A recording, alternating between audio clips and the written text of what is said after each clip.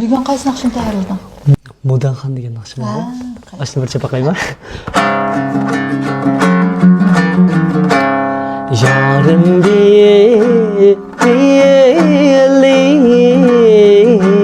kimi.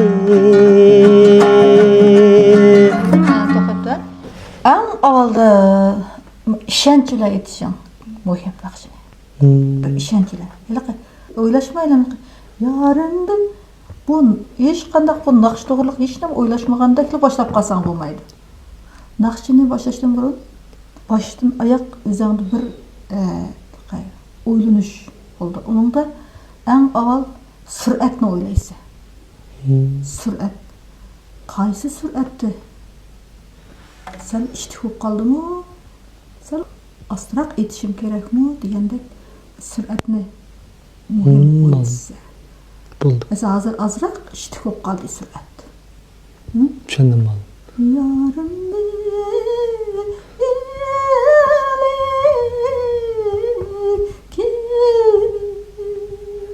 sen aslasdan naqsha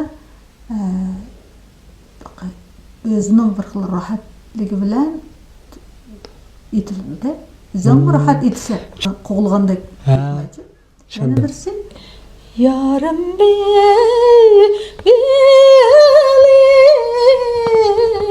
kimiz